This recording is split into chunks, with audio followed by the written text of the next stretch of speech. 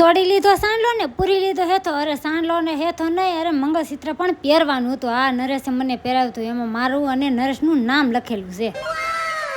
અમારા પાડોશી એમ કહેતા હતા અમારો બાટલો પૂરો થઈ ગયો, હવે શું કરવું?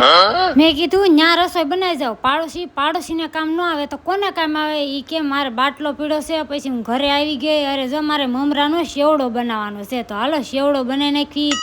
બકડિયું સુલે સડાવ્યું, પૌવા લઈ લીધા, ભૂંગળા લઈ લીધા. આ બે વસ્તુ તળીને રેડી થઈ ગઈ. મમરા વઘાર નાખ્યા, પણ હળદર ઓછી પડી. આ બધી વસ્તુ મિક્સિંગ કરી. પછી મને યાદ આવ્યું, અરે હું સિંગ દાણા હોતે ભૂલી ગઈ છું. પછી તો હું મારે શીખુનું જ્યુસ બનાવવાનું હતું. જ્યુસ બનીને રેડી થઈ ગયું. આ મારે ફ્રીઝરમાં મૂકવાનું છે. નિખિલભાઈ અને કાર્તિકભાઈ તો શેવડો ખાવાનું ચાલુ કરી દીધું. અરે મમ્મી બહુ મસ્તનો શેવડો બનાવ્યો. અરે અમારા બે ભાઈ વખાણ મારા બહુ કરે. પછી તો હું ઠંડુ શીખુનું જ્યુસ પીવા નતું. પછી તો બધાને ગ્લાસ ભરીને દઈ દીધું. અરે નરેશની એસિડિટી થઈ ગઈ હતી ને, એટલે આનાથી હારી થઈ જાય. પછી કાર્તિકભાઈને તો બહુ મસ્ત લાગ્યું, નિખિલભાઈને મસ્ત લાગ્યું, ખુશીબેનને મસ્ત લાગ્યું. અરે નરેશ કે મને બહુ મસ્ત લાગ્યું.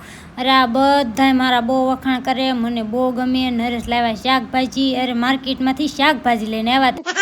અરે પછી તો મારા કાર્તિકભાઈ કેરી ખાવા મળ્યા, ખુશીબેન પણ કેરી ખાવા મળ્યા, નિખિલભાઈ ખાવા મળ્યા. આ બધા હખણા નો રે. પછી તો મને કેરી ખાવાનું મન થયું. નરેશ કે મને ન ભાવે. આ કોમેન્ટમાં તમને વખાણ કરે ગમે કે પછી વિડીયો ગમે તો લાઈક અને સબસ્ક્રાઈબ. Bye bye.